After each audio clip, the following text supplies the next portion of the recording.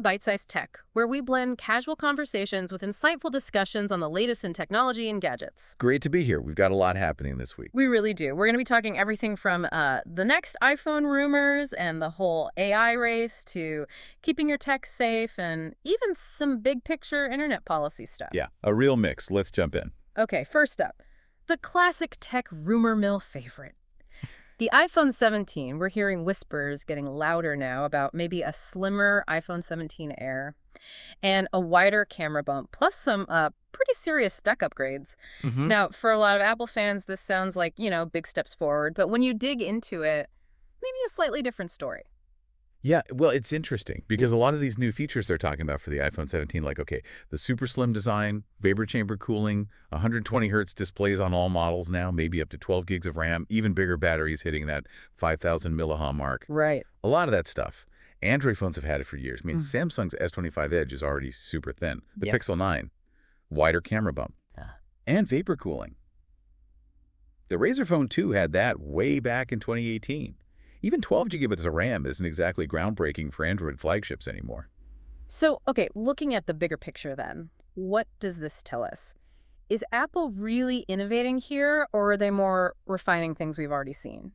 I think it suggests their focus now is less on being the absolute first with hardware breakthroughs and maybe more on really optimizing existing tech within their whole ecosystem. Right, making it all work smoothly together. Exactly. It's a strategy that works for them, keeps people locked in because it's polished, it's familiar. Even if, the actual features showed up elsewhere first, it's about the ecosystem, maybe not always the bleeding edge spec for spec. That makes sense. And it's not just hardware, right? Their AI strategy seems to be making waves, too. Sources are saying Apple might be talking to Google about using their Gemini chatbot to power Siri, maybe by 2026. Yeah, that's a big one. It feels like a pretty significant shift for Apple, doesn't it? Oh, definitely. And it makes you ask, why would Apple, a company famous for its walled garden, its proprietary tech, why would they look outside for something as core as their AI brain? Good question. Well, the sources we're seeing suggest they've been sort of weighing up internal projects. They had code names like Linwood against partnerships like this Glenwood one with Google. Apparently, they lost some key AI people, got poached maybe. And it also kind of reflects this wider trend, right? Even the tech giants are realizing just how incredibly expensive and difficult it is to build these cutting-edge AI models completely from scratch. Right. Speaking of AI models, OpenAI rolled out ChatGPT-5 recently. The initial buzz was like it's faster, but maybe a bit less personal, less creative. Yeah, that was the initial reaction from some users. It seems OpenAI designed it as this mix of models, like a fast one for quick answers and a thinking one for tougher questions. Okay. The goal was probably efficiency, speed, maybe saving on those huge server costs that come with running these things. Makes sense. But yeah, users missed the creative side of GPT-4. So OpenAI actually listened and brought that experience back for subscribers. Yeah. It really shows that balancing act, doesn't it? Performance versus cost versus, keeping users happy and engaged. Definitely. Okay, while AI assistants are changing, so is AI search. Perplexity, that AI search engine, they've been pretty noisy lately. Get this. They publicly offered to buy Google Chrome for $34.5 billion. Huh. Yeah, that was bold. Especially when Perplexity itself is valued at, around $18 billion? Oh, right. What's the play there? Well, it's definitely strategic. If you look at the timing, it could be a link to Google's big antitrust case with the DOJ. Perplexity's communications head, Jesse Dwyer, has been pretty blunt, saying they think their search is far superior and that they're basically the only ones really trying to challenge Google's huge market share, like nearly 90%. So yeah, it's an audacious offer, but it's also them saying, hey, we're serious competitors. And they also launched something called Comet. Sounds like more than just search. Yeah, Comet is pitched as something bigger, a personal AI system. The idea is it can act like an agent for you, booking a restaurant, maybe ordering products online. Raw. It's still super early. Apparently, there's a massive wait list, but it points towards this future where AI isn't just finding information, it's doing things for you, moving from search to, action. But AI does have its issues, like hallucinations, right? Where it just makes stuff up. How does Perplexity handle that, especially if they're focused on search? That's a key point they make. Perplexity insists accuracy is their main thing. They actually call hallucination a bug, not a feature, which is different from some other models where maybe a bit of creativity is okay. Right. They say they specifically post-train their models to be accurate. Now, they don't claim 100% perfection. Nobody does. Yeah. But it's their core focus. Right. It raises that big question, though. How much do we trust these AI search results without checking them ourselves? Good question. And Perplexity hasn't been without controversy either, right? Didn't Cloudflare accuse them of something? And there was news about Truth Social using their tech. Yeah, a couple of things. Cloudflare accused them of getting around no-crawl rules, which Perplexity denied. Yeah. And yeah, reports surfaced about Truth Social using their API. Perplexity's official line is they don't comment on specific partnerships. Okay. It just kind of highlights how fast AI is moving and how the rules and ethics are still being figured out. It's a bit of a Wild West situation. Totally. Okay, let's switch gears from cutting-edge AI to a different kind of innovation, the Fairphone 6. This is a phone that's all about being repairable, long-lasting, ethically made, less about raw specs, more about conscience. Exactly. Yeah. And what's really remarkable about the Fairphone 6 is that commitment to longevity. They're promising 8 years of software updates, 8, and 7 Android version updates. That's huge. It means you can genuinely keep the phone for much, much longer. Wow, and it's easy to repair. Incredibly easy. You literally just need one screwdriver, a Torx T5, to swap out pretty much anything. Battery, screen, cameras. I actually gave it a go. And yeah, you can take it apart and put it back together in maybe an hour. It's designed from the ground up to be maintained. That sounds amazing. So what's the catch? Especially for listeners, say, in the U.S. Well, that's where it gets tricky. In Europe, it's priced as a decent mid-range phone, starting around 599 euros. But for you in the U.S., it jumps up to $899. Oof. Why so much? Mostly import tariffs, apparently.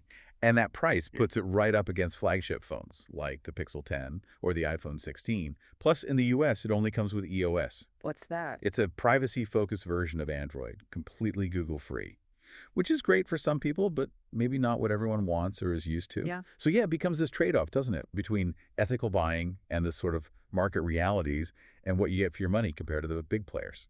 Right. A tough choice for U.S. buyers, then. Okay, let's move from phones to the living room. TVs. Most of them last, what, 6 to 10 years? But apparently there are simple things you can do to help yours go the distance. Absolutely. And some are really easy wins, like just turning down the backlight or the pixel brightness a bit. Obviously, you want it cranked up for that amazing HDR picture. For sure. But for just watching the news or regular shows, lowering the brightness reduces strain on the components. And definitely keep installing those software updates. They're not just for features, they patch security holes and often improve performance. And what about just cleaning it? Do we need to worry about dust? Oh yeah, definitely. Dust can build up, especially in the vents, and that makes things run hotter, which shortens the lifespan. Just a quick wipe down with a dry microfiber cloth is best for the screen.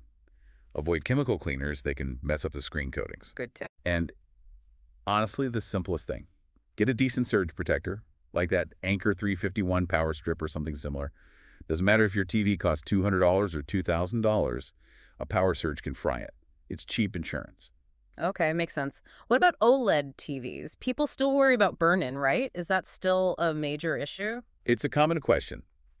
Look, permanent burn-in is technically possible if you leave a static image, like a bright logo or a game HUD, on screen for hundreds or thousands of hours straight. Okay. But for normal viewing, where the picture changes, it's really unlikely. What most people might see is temporary image retention, which fades away.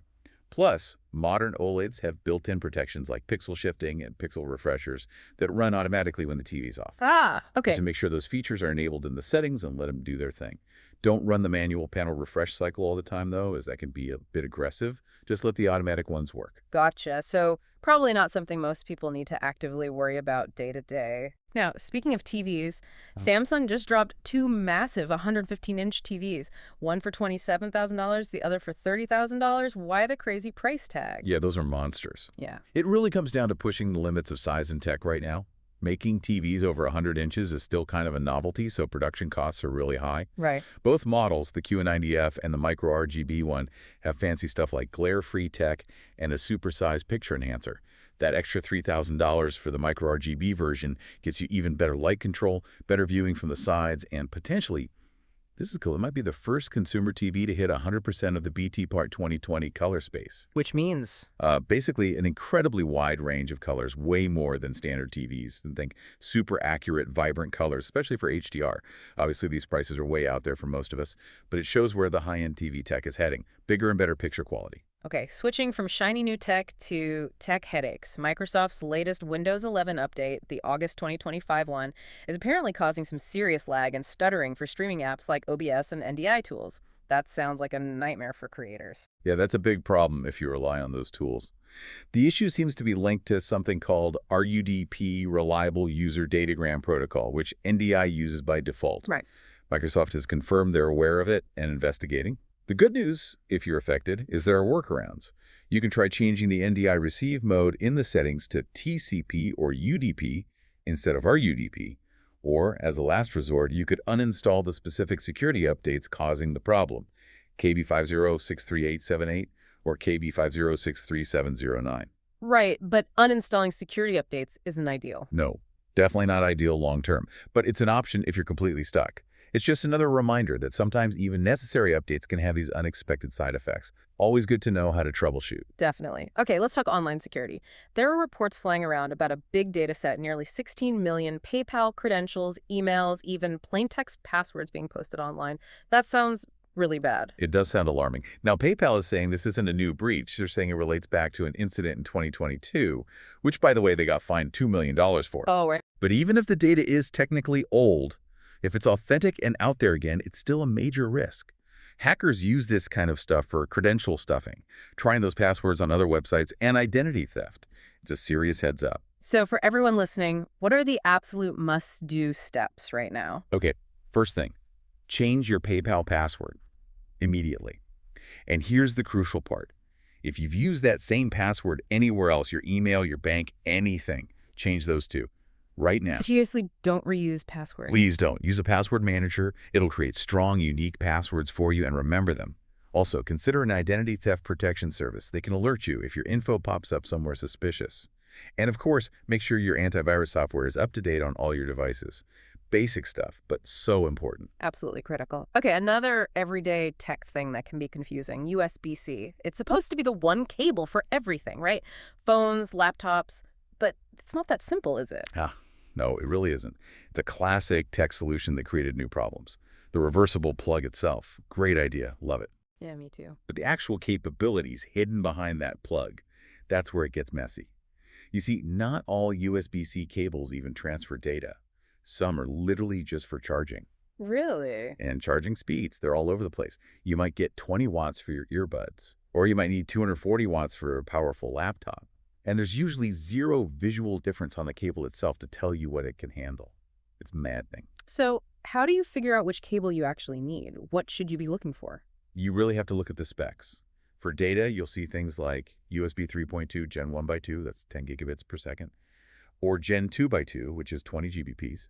For really fast external drives, you might need USB 4 version 2.0, which hits 80 GBps. Okay. And if you want to connect a monitor, use DisplayPort over USB-C. You need a cable rated for at least USB 3.2 Gen 2 or higher. And then there's Thunderbolt. Oh, yeah, Thunderbolt uses the same plug, right? Same plug, different standard. Yeah. Faster speeds, Thunderbolt 5 can do 80 GBps too, but not every device or cable supports it. It's bad. Yeah. Yeah. Maybe the best investment is actually a label maker for your cables. Maybe so. Okay, let's dive into some heavier policy stuff now. The UK's Online Safety Act, the OSA, it's causing quite a stir internationally. The UK regulator, Ofcom, is going after sites like 4chan, Gab, Kiwi Farms with huge fines. And get this, those sites are asking the US government for help. Yeah, this is a really interesting clash. It brings up big questions about, like, digital borders and whose laws apply online. There's a lawyer, Preston Byrne, who's arguing the OSA actually violates American First Amendment free speech rights. He's even suing Ofcom in a U.S. court. Wow. And what's fascinating is the Trump administration's position. They've been pushing back generally against foreign laws they think restrict American speech online. They've even hinted at things like withholding defense funding from the EU over similar issues. So this isn't just about a few websites and fines. It's part of a bigger global power struggle over controlling online content. Now, the sources we looked at describe sites like Gab and Kiwi Farms as having histories of, well, being linked to harassment, extremism, sometimes violence. So if the U.S. government does step in to defend them against the UK law, what message does that send? That's the really tricky part. If the U.S. backs these controversial platforms, it would be seen as a major show of force. It could signal that the UK's Online Safety Act might be, well, toothless against services that have U.S. government support no matter what content they host. This whole situation echoes older internet legal battles, like when France sued Yahoo back in 2000 over selling Nazi memorabilia, which eventually led to blocking content in specific countries. Byrne, the lawyer, wants to challenge that whole idea, basically saying his U.S.-based clients shouldn't be forced to act like deputies for a foreign government's laws. It's a complex legal and political mess. Definitely sounds like it. Okay, from global internet rules to something more local, at least for some listeners. Ready for this? New Yorkers. Waymo, the self-driving car company, just got the first permit to test its robo-taxis in Manhattan and downtown Brooklyn. Whoa, okay, that's a big step. New York City is probably one of the toughest environments imaginable for self-driving cars. Right. The traffic, the pedestrians, the cyclists. Exactly. It's chaos. It'll be a massive test for their cameras, their LiDAR, their radar, all of it. Now, they're starting with just 8 Jaguar I-Pace SUVs, and they'll have human safety operators inside. They're not actually allowed to pick up passengers yet. Okay, so baby steps. Yeah, but significant ones. Waymo is already running services in places like San Francisco, Austin, Phoenix, LA, and they're planning for Dallas in 2026. So adding NYC to the test list, even in this limited way, shows how quickly the technology is moving and how much more confident they're getting. It'll be fascinating to see how that goes. Yeah. Okay, let's loop back quickly to the Online Safety Act we were just talking about. Apparently, VPN usage in the UK has shot up because people are trying to get around new age verification rules that ask for IDs or facial scans. Yeah, that's the report. Yeah. And it's led to calls in the UK to regulate VPNs more heavily, maybe even ban them in some contexts. And it really highlights this fundamental conflict, doesn't it? On one hand, age verification is there to protect kids online, which is obviously super important. Everyone agrees on that. Of course. But on the other hand, forcing people to hand over sensitive data like ID photos or face scans creates huge privacy and security risks. Yeah. What if that data gets breached? And for VPN providers, their whole reason for being is privacy, often with strict no-logs policies. Asking them to suddenly start verifying ages and potentially logging user data goes against their core principles. So it puts them in a really tough spot. Totally. It forces that difficult question: how much privacy should we give up for this idea of safety? And are these methods even the right way to achieve that safety? And it's not just age verification, right? VPNs are also getting pressured over things like piracy and censorship. Exactly. Streaming companies want VPNs to block users trying to get around regional restrictions to watch content. They call it dynamic blocking. And, of course, authoritarian governments around the world actively block or restrict VPNs to control what their citizens can see online. That affects billions of people. So what's the worry if governments start cracking down hard on legitimate VPNs? The big concern is that if you make it harder to use reputable, secure VPNs, you might just push people towards shady, less secure ones, which makes them more vulnerable to hackers or malware. Or, worse, it starts to make places like the UK or US look more like those authoritarian states that actively suppress information. Right. At the end of the day, VPNs are really important tools for digital freedom, privacy, and safety for a lot of people. The hope is that authorities can find ways to work with reputable providers on specific issues, rather than just trying to fight against the technology itself. That makes a lot of sense. It really ties into the bigger theme here, doesn't it? As all this tech rushes forward, smarter AI, self-driving cars, even our TVs becoming complex hubs, how do we strike that balance? How do we enjoy the innovation and convenience without sacrificing our fundamental rights to privacy and free expression online? It's a constant negotiation. It really is. And it's something we all need to keep thinking about. Definitely something for you, our listeners, to mull over. That's all the time we have for this bite-sized tech discussion. Thanks for tuning in. Thanks for tuning in to Byte-Sized Tech. If you enjoyed the episode, like, comment, share, and subscribe for more fun tech discussions.